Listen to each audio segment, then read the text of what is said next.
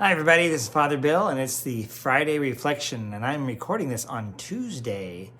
And just a day or so ago, fall really set in. It's cold and damp out there as I record this, and it's nice to just be inside where it's nice and toasty around a campfire. Campfire? Okay, so it's not a real campfire, but it is an electric fake campfire. And I guess that's appropriate as we approach Halloween. What do I mean? Well, on Halloween, we dress up and we're not being truly who we are. We're pretending to be somebody else or something else. And so this fireplace is pretending to be a wood burning stove, and it's not doing any of that whatsoever. But it does remind me, I was a couple years back around this time, in fact, right on, I think, Halloween, I went to the hospital to go see somebody and anoint them. And I did go anoint them, and I was coming down off the elevator, and I believe a nurse, or they appeared to be a nurse, gets in the elevator with me, and as we're going down, it's only like 3 stories tall, it wasn't a real tall hospital, and the woman turns to me and goes, "Nice costume." I'm like, thanks. Referring to my priest outfit, right? I'm like, okay. I don't think I said anything back, but I really did think about saying right back to her. I said, yeah, you impersonate a nurse really well too. But I didn't do that. The better of me came forth, and not the snarky part of me. But I had to chuckle because that is just one of the funny things. You don't get to see priests that often.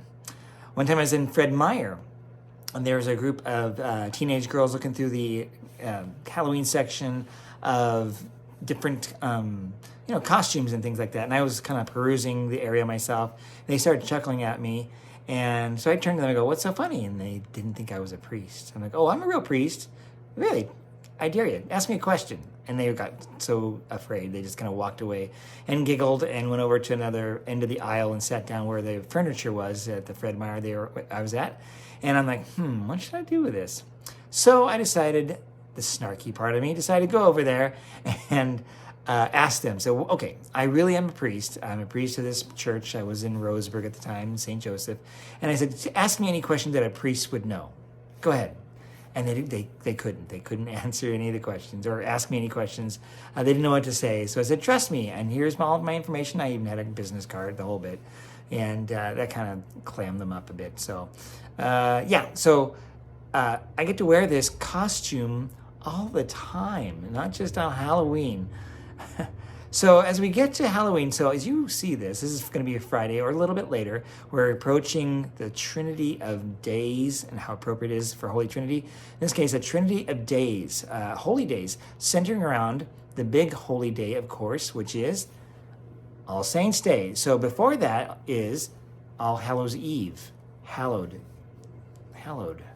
That's right, hallowed comes from hallowed be thy name, or blessed be thy name, or holy is your name. So this is the eve of All Saints' Day. And the word saint is the word we also use for holy.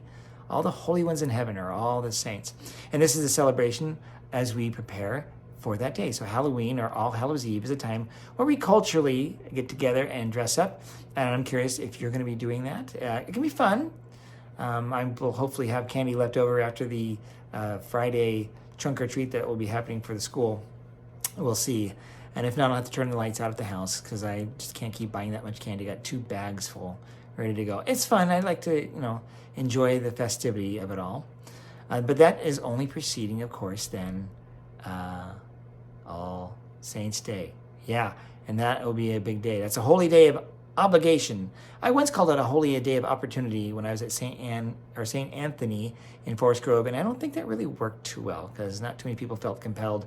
And the church is trying to compel us to come to church because this is such an important celebration. So consider yourself obligated. That's right. So check the liturgy schedule. There's a morning and an evening mass. And from there, hopefully I'll see you. I'll be doing the morning mass, even though it's on a Tuesday. That'll be part of my day off. But this, again, is such an important day. I'll figure out what to do with the rest of those days or the time. I'll make it up somewhere along the week. Following All Saints' Day, which is a solemnity, is All Souls' Day. Now, some people think this is a holy day of obligation, and it is not. But it is the commemoration of all those who have passed away, who we believe yet are to be saints.